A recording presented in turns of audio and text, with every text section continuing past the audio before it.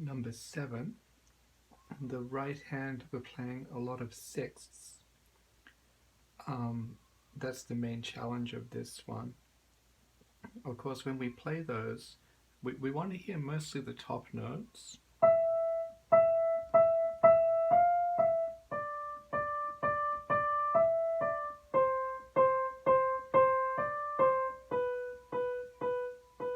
So you might actually practice that a little bit by itself. The bottom note of the sixths,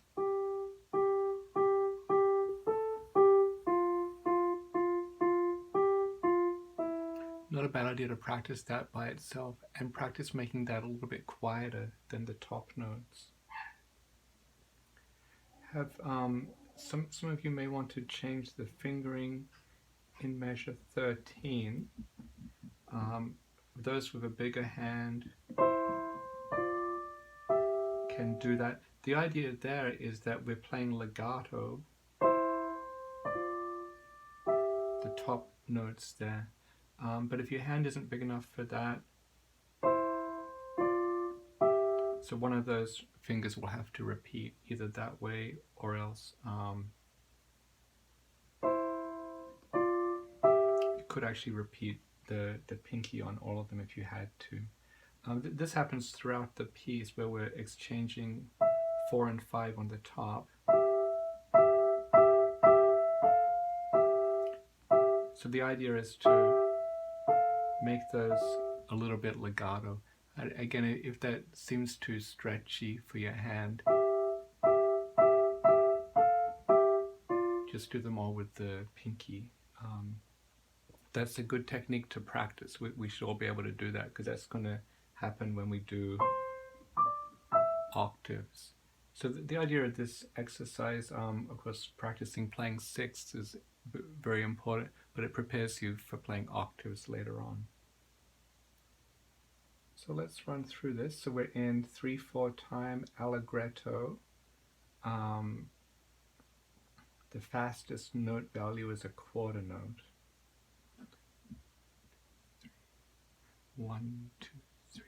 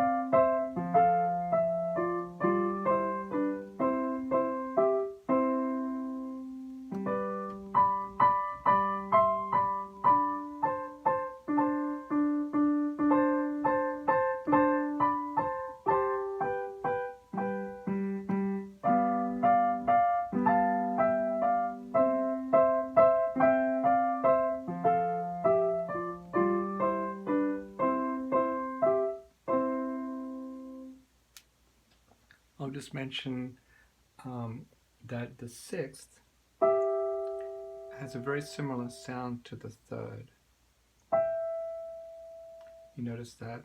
And actually, if I turn these notes upside down, I have a G and an E. I have a G and an E.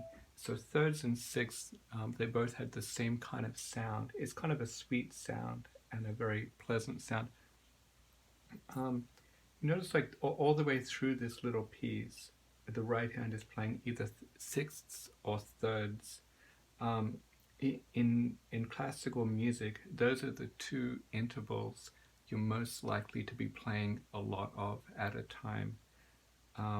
In classical music, they didn't like hearing a lot of fifths in a row, and in most styles of music, you don't really want to hear a whole lot of seconds in a row or a whole lot of sevenths in a row.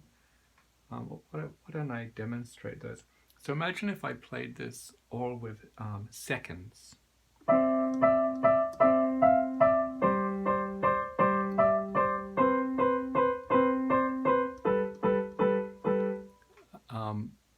Quite an interesting sound, but not really so pleasant. Same if I did all sevenths. Listen to what that would sound like.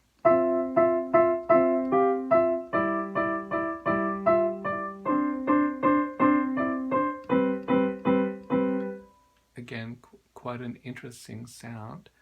Doesn't sound classical. Same if I did all fifths.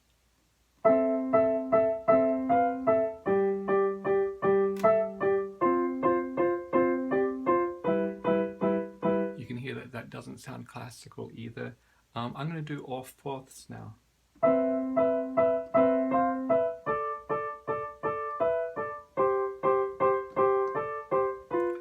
In classical music, that would be preferable to the fifths, but still not really very likely. So what is more harmonious is the sixths and the thirds.